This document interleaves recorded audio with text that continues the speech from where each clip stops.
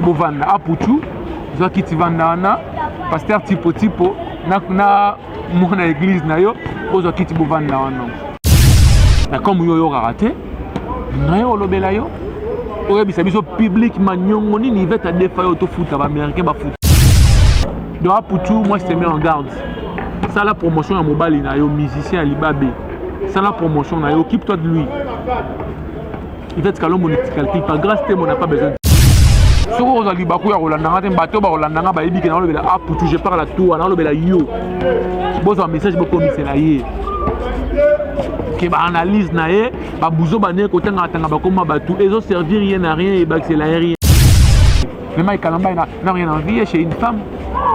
Imagine toi que Mike Kalamba le avant non le fond Mike Kalamba a besoin il y a moi Simon il y a bien pour s'occuper na bana na même les États-Unis mais moi ça moi je commence à la défilé de mode il y a Miss papa défilé on a fait dans le stade de Marseille parce que bato ba retourne dans le stade wana on a la spectateur à devenir la base si on va s'en défilé pour placer les alatés donc on a papa pasteur l'église on a fait bato aussi là ça la bika musi bato dans l'église tu crois que la sima mutakala moi va tenir aux églises biso yo prophète oyo osala rakop donc vient un commissionnaire avant la ngaba vient ouais sauter car ba bord ote ka ba nia biso to lobela yo posa musala nzambe a moi exemplaire avec ma télévision Ahmed Mukendi devant la caméra Abed Kitenge derrière la caméra comme d'habitude 2022 année oyo batutu bazo publier année à décollage année à nini biso na avema la télévision 2022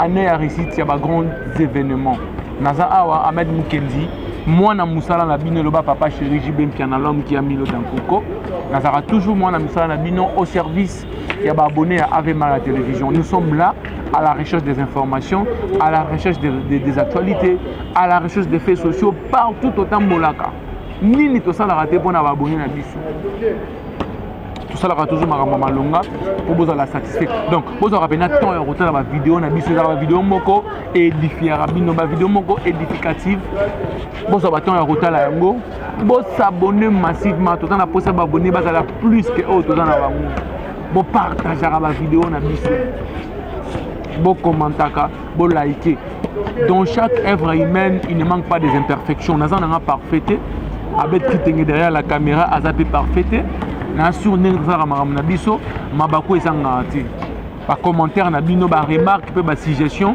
ya ngonde sala ke avema ya télévision to changer makambu to bongo la makambu awa bozo ba programme ya kafu mais émission ya kafu mami bidon la team America oye dans l'un de vos soldats américains toto na tembe ba héritier toto wonenge héritier da totorino kaso na totorino ya ba américain donc moto na tembe Ange Kaka Terminator de la presse congolaise Moukako Soa d'ailleurs wana nabike dans un clin d'œil aux anabiso ma solo lisusu ya kosakana te na kati ya avema ya télévision batutu balingaka mami bidin boyeba ke toza fier na bino fier d'être américain na Amérique kaka ya la raté na Amérique galère ya la raté tant que mami bidin est là tant que Queen Nene la puissance existe na Amérique topé marakitoko Anastella mbote na mingi maman 2022 dans la année différent par rapport à l'année oyo auto le cas Didine triple N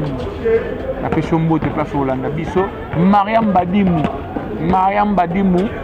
journaliste qui toque on a raté Miki Dapoto question mbote Nino Mongo do bande on a ngano tout on a bango na groupe WhatsApp avec ma télévision Roger les combattants mon vieux na yo na yelisu une analyse à Kafu ya 2022 to vande la nanu makambo do ba pasteur tipo azo karate babi apuchu o ambriye mokili trop apuchu o ambriye mokili tellement trop que to yeko vande la skongo boto vande le dossier lo ba Ange Kaka ninga lo ba Terminator ninga na matea ta mikolo Ange a ote te ngasko na ote ya bino do bozo bena ba kiti bo vanda apuchu zo kiti vanda na pasteur tipo na mon église na yo ozo kiti bovanda wana armo photo ga soni to ga soni Tant maintenant comme aputu na elio na babuzo ba ozo continuer toujours pour la mami bien et puis na yelo pour ma grand stemu. O bisanga pa na basa na mibale ya kitoko o jalousa bango pour na basala onini. Grand stemu sala onini aputu. Yvette Kalombo mami bidem mama ya bande belé. Moi c'est pemme moi c'est kitoko asala onini. Mon appelle ça comme matière. Mon appelle ça comme les YouTube. Sans Yvette Kalombo, sans Grâce Temo actuellement, yo opé maté. Au vend sa caméra na yo. Olo baloba n'importe quoi na kombo ya batu. Mais le va ouvertement où est là na bangoni. Ça c'est une jalousie mal placée. Une jalousie sans fondement. Na bi sarabino boye. Pe na obandela ngo. Na ma Grâce Temo. Yemoko Grâce Temo toza actrice principale ya film ma vie na ye. Bablo tout bo sala na osala émission koto, osala analyse, osangisa, obimisa ba preuve ya moi mulopo, obimisa ba nini, o ta Grâce Temo aloba ki boy. Tangu tata moi sa Grâce Temo ganga ki, tangu famille Grâce Temo sala ki boy, ogo souka nango na rien. Ça va te servir à rien. Au contraire, tu es tenté de faire la publicité à Grâce Temo. Il y a d'autres personnes qui ne savaient pas qui est Grâce Temo qui ont eu la chance de la découvrir pour na yo. Yo rappelle son is. Ça rappelle abonné dans matière moi c'est important. On a des distractions dans Ngatina. On distraire Mokini. On distraire monde. Na libala ya Grâce Temo yo contribuer combien? Yebisa biso. Comme on makas na ba live, on makas na ba droit de réponse, on makas na kosala ba analyse, nan de wana ya marayo comme on écoute na yebi comme na bossa ni comme na ye. Na libala ya Grâce Temo tu avais contribué combien? C'est parce qu'on ne t'avait pas invité à la fête. Grâce Temo soka sala vidéo à chola libala balinga musu mais il s'en fout de toi. Occupe-toi de ton homme. Occupe-toi de ton homme, Zala fier. On dit Grâce Temo qui connaissait mais c'est pas aussi.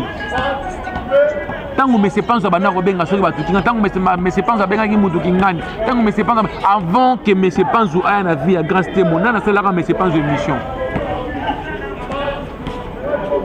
nani asalara me se soubasma émission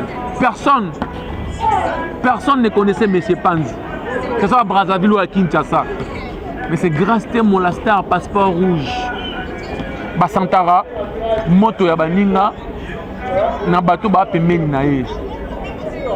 On sentir que non, mais c'est pas nzou a na vie à Grâce Temo, ayeba ni peko. Nenga boy, ako fongo la pe maman na chaîne YouTube na un clin d'œil azi na maman na abonné, a sali pe émission, a sali pe ba ka. C'est parce que grandeur ya ba grand quoi papa chéri Jibem Piana. L'homme qui a mis l'eau dans coco, grandeur ya papa chéri et bana na bato baza pemine so moni ba Roger ngando moni ba Mosaka moni ba professeur Gilles Kibes moni ba Jean Tamisine ici mona ba tutu kaludi ba leka wana ba Alain peut sentir que non ba tout moko boye ba leka pemine un grand grandeur ya Wera son le roi de la forêt héritier Watanabe Ferregola grandeur ya grand Mopao Fali Poupa et consort c'est ça bon yo aputu grandeur na yo bato ba leka pemine na yo banani au combat on a mobile na yo moko tu dois t'occuper de la promotion ya mobile na yo ton mari a besoin de la promotion ton mari a besoin que les gens parlent de lui mais toi tu ne l'as que de faire la publicité d'une personne oh ayebana déjà dis-moi banda faire Grâce Temo banda o tingama yango koto Yvette Kalombo sali tali boy et indi Grâce Temo participe et indi moura de la presse aussi aux Unis. Bon, on YouTube au côté sur son et si c'est ma passe et ça la passe ce que bana mutolo muto qui paye aussi et ça la passe bano finga Yvette style le Yvette qui parle bana go beta masoro na koma Yvette je ne sais pas c'est pas les jours oyo d'ailleurs que tu des fois na robenga lo mami na moni aputu pena lo bi buzo ba Ahmed ko calculer tu Ahmed ngana niveau na tout ko sans charger mais ngai calculer ça c'est Yvette Nicolas toi bena préoccupé na année décennie aujourd'hui dans la dernière année décennie Yvette a marqué depuis comme nuance c'est ça notre préoccupation pour l'an 2022 comme yo raté nayo lobela yo oye biso public manyongo nini Yvette Adefa yo to futa ba américain ba futa tara États-Unis toi 54 états grande puissance queen nene la zawana loba nyongo oyo Yvette anango ngana benga queen ne boye aputu alobi Yvette il va devoir y autant oka somo su de mbongo ba yele mbongo oka trans encore queen nene là puissance ça sera raté transfert na nenga chombo ah pata poto solo bazali transfert na nenga chombo ya kosakana te dans l'art et donc aputu moi je te mets en garde ça la promotion à mobile na yo musicien à Libabe ça la promotion na yo occupe-toi de lui Yvette Kalombo ne te calcule pas grâce à on n'a pas besoin de toi tout ce que tu fais ne changera rien dans la vie à grâce témoin elle restera toujours ce qu'elle est ba analyse na yo c'est les pas cité et le ngolé pas cité et le ngolé ba chagrin na été PC joaté au contraire bato balandaro ba sekara yo bato ba encourage on a ba commentaire quoi que ce soit ba encourage on a ba bêtise on comprend ça ne sert à rien ah pe muto ofundo ate o ba ke funda ko ba américain ba fundi a putu pour afinga ki mettre muto ofundo ate biso to ka la rabino te na ba temps wana te biso to lo ka ba kan wana biso to ah pe muto retourner le muto abeto azate muto pe retourner le muto ate l'émission azate donc tu vas faire tout ce que tu veux ngana na mpesi peine ya ko répondre pour Yvette Kalombo à niveau na omoti à niveau na yote elle a sur le plan intellectuel tout dans ma ramon tout façon de kenena ngo a supérieur de toi en tout première qualité en beauté aspect physique dans hôtel et maté ce qu'on a dit bakou ya rolanda te bateau ba rolanda ba yebi kenalo bela a putu je parle à toi na lo bela yo bozo un message beaucoup mi c'est là yé que ba analyse na ye ba buzo ba ne côté ngatanga ba koma ba tout ezo servir rien à rien et ba c'est là rien donc inutile bati mela ba cop na bino yo créer ba base mo ezanga tina ovandika beaucoup base na kombo mutu donc ça sert à rien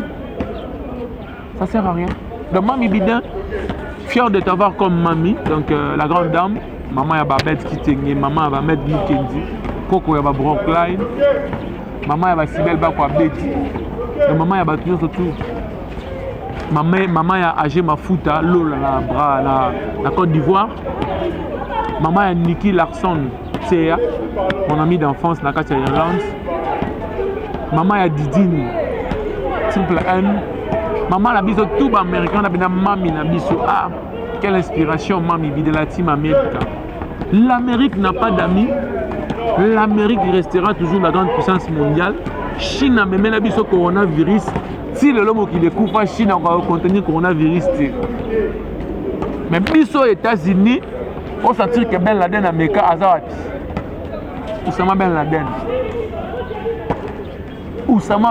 azawati si pendant comment il est président là bamana Sogis Hussein Sogina Saddam Hussein quelque chose le monsieur là qui président à Irak on a comment on a bossani pour talaka na asiatique na américain na Asie au côté ba Singapour ba Kuala Lumpur Indonésie ba Japon ba pays moi ba Libabe ba Chine na kati wana je na pays au sentir que non Amérique pena na ba pays na état pena solo. Donc c'est ce que j'avais à dire, ce que j'allais dire, pardon, na Aputu. Donc ça ne t'intéresse à rien tout ce que tu fais là. Grâce à moi et M. Panzu, Bakutanaki. Grâce à moi et M. Panzu vont décider ou pas de ne pas vivre ensemble. Grâce à moi on n'a pas de preuve pour mon amabé à M. Panzu. Mais ce Panzu n'a pas de preuve pour moi dans ma Temo. Parce que quand ils dormaient ensemble. Quand ils mougoulaient, ils mougoulaient, ils balé. Et on a dans la chambre, ils mougoulaient. Toi, tu étais là tant grâce à la fille maman Panzu, comme tu le dis. Mais c'est normal, il y a YouTube, beaucoup d'arrives à tout le monde, tu vas bomber la kin baie, mais si on va bomber, on peut se mettre téléphone, c'est un message vocal. Oui, on va embrayer inutilement.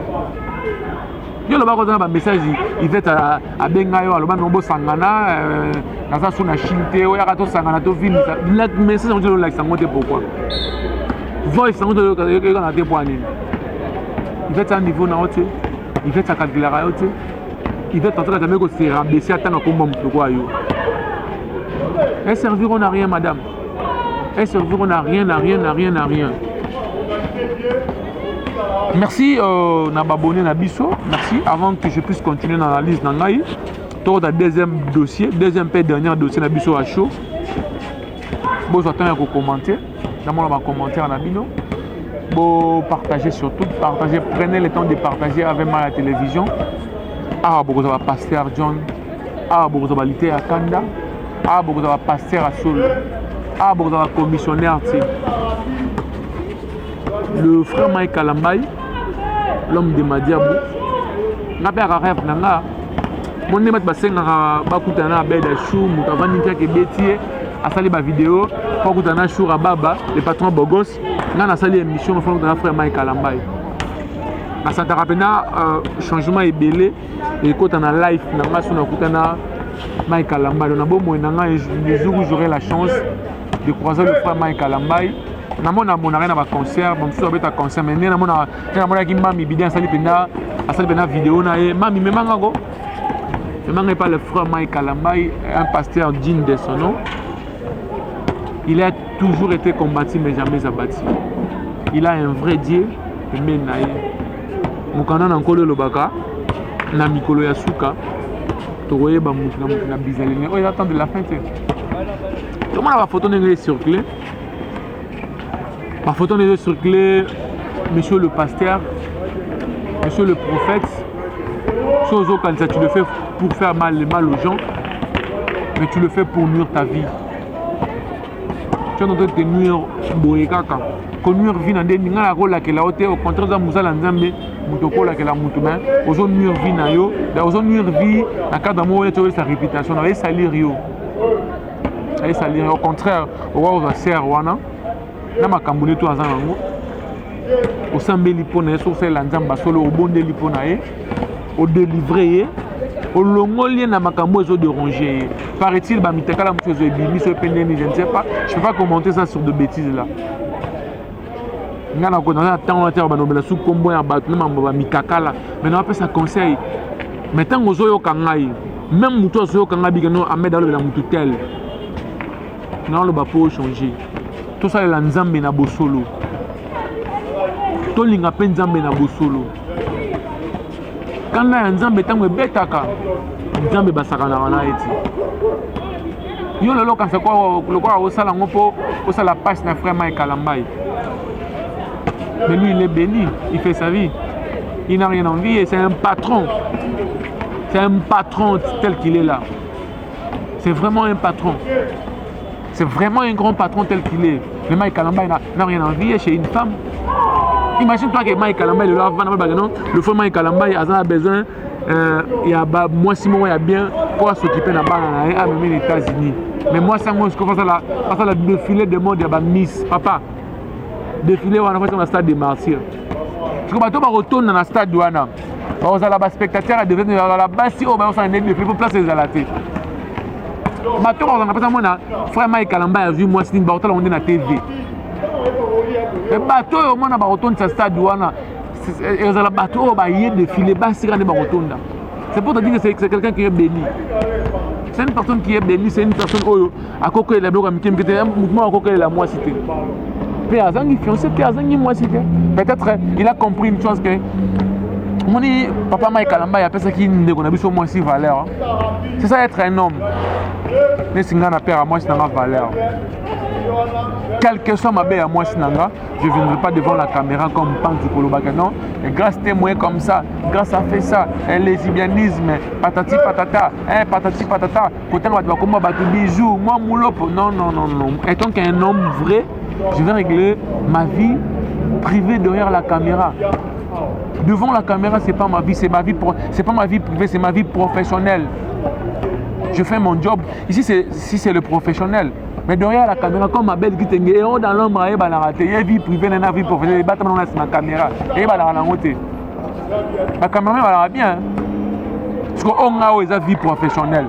Vie privée, il y a une caméra. Donc, on a papa pasteur. L'église, on a fait aussi là. Ça, là, tu crois que la Sima Moutakala, on va tenir aux églises. C'est pas bien. C'est pas bien. Tout ces pélarateurs mutakala musicien qui n'ont bimi. Mutuo karaté que non mutakala ya musala nzambe bimi. Mutakala ya moi ça musala nzambe bimi. Non non. Ça c'est pas édifiant, ça ne rassure pas le peuple de Dieu, ça ne nous garantit pas. Ça ne nous garantit pas. En tout cas, je suis arrivé à la fin. Il y a speech nanga lelo. J'avais besoin de parler avec vous pendant une vingtaine de minutes. Je crois tout solo libyen toyokani. Apuchu tika vi ya baba na batokima, tika vi ya grâce te mokimia, tika ena kinesibian naye, tika ena ba cigarette naye, tika ena batato, tika grâce te mona mabe naye, tika ena kinumba naye, tika ena nenga bomingi bala naye, soka ta peine de kinyo so tika bia bana batu. Occupe-toi ya vie na yo, ya santé na yo, ya banduta na yo, occupe-toi na bakambo yo za nango pour que ebonga. Occupe-toi de ton pauvre musicien, ça les promotion ba nzembo na ye. Tika vi Yvette Kalombo, tika vi na ye, metisa mbanda katika ye. Asubra na ndako, tika ye na masubane na ndako. Likolo kusu, tika ye na makolo kusu na ye. Nyonso oyo rofinga Yvette ngui, tika ye. Mais ça le sonne. Na passe na mawa, rofinga kame mutu répondre à yote. Tika mwana bato avanda, tika bango. Mais biso yo, prophète oyo, usala rakop. Donc on vient un commissionnaire avant la langue vient ouais sauter car va bord sauter car va nia biso to lobela yo posa musala nzambe a mutmoa exemplaire musala nzambe asemela na bêtise basala nzambe ko ba révérend ka bundu walesa sur la chaîne on ka délivrer bato basala nzambe ko pasteur John toli a pété ate a bato lo ka dité ya kanda ndakala nkolo je veux la musique, je vais la collecter à Kanda. Déjà, c'est des gars qui interprètent, maman na bêtise en pleine prédication. Pourquoi pasteur Kiziamina, pasteur Konkenza, vient dans Batambulukoki, pasteur Coutinho, ah papa Coutinho, la maman Emi Coutinho, Mbote place. Quand je parle de pasteur Coutinho, maman vient dans King Samuel. Mbote place au Landanga papa. Donc merci beaucoup, nous sommes arrivés à la fin, il y a speech Nabiso et Lelo. J'avais envie de discuter avec vous pendant une vingtaine de minutes. Et puis ma mission, j'aime pas être kilométrique, pour me comprendre. Naye awa liboso ya caméra pour na ba compte à rendre na mukité. Mais naye loba o na lobby pour na batu. Ce que moni que o ba lobby eza pour na changer 2022 année à changement. Tome ma boss sorti en 2021 à 2000 Robert Anzadi na analyse de mukolo mususu. Beta pena maman Anzadi Yvette Kalombo ne te calcule pas mami bidin. Force toujours. Grâce Temo. Tanga pena 2021 avant j'investis la belle qui te face à l'émission de Grâce Temo. La première journaliste à ça l'émission a démarré les ngabino bokolapa. Grâce Temo a journaliste intello. Donc merci beaucoup à Belle Kitenge pour ces belles images. Au pays ça va abonner à Avema la télévision. Tout ça a été au Bunda. Queen Nene la puissance, autorité. Queen Nene la pression beauté. Que tout se passe bien. Makamoye que nega randenge que nakaka partager nos émissions. Bolo la chaîne. Bota la chaîne. Ba programme ya kafu makamalonge salema a. Ahmed Moukendi devant la caméra. Abed Kitenge derrière la caméra. Venanga Marie-Paul. S'abonnez-vous. Tout le monde